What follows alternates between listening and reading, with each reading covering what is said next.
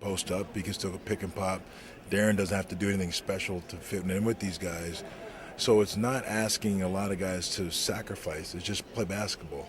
And we're not taking like two guys that need the ball in their hands and say, okay, now share it. And I think that's a little bit of the difference is all these guys do not need the basketball to be successful in the court. Do they almost have to be when you've got the 5 max guys in the line? Almost feel like when they're on the Olympic team that they kind of have to realize what's around them.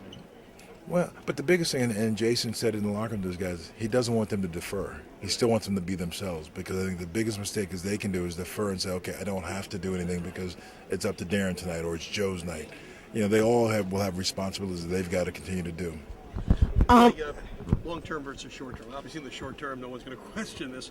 Were there concerns on your part that might be a Faustian bargain in terms of long-term goals of the organization? Did that go through your head when you had to pull the trigger? Well, no, because we know what we were giving up, and we know where we're going to be financially going forward. And with this picks, we're going to continue. We're not going to.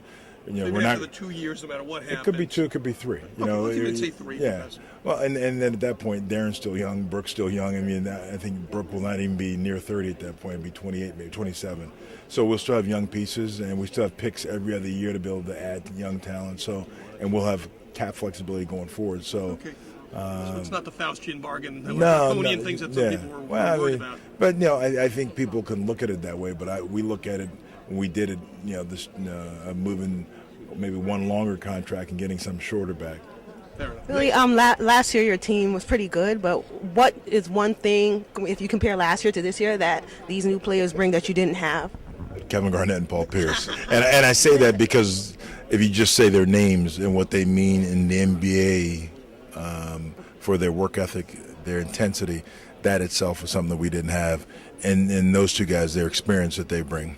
Do you think the experience of Pierce and Garnett will automatically give you an instant division title? I'll leave that to the media to make those predictions. I don't make predictions. I think they'll give us a chance to be very successful. Was that the key to bringing in one of the keys to bringing in? Yeah, well, it was bringing in Kevin to give us a chance to really, give us the leadership and the toughness. And Paul, the same thing there. Jason here, all their winning, the championship rings they have helps. And they're all-star players too. That's true. Yeah, they are.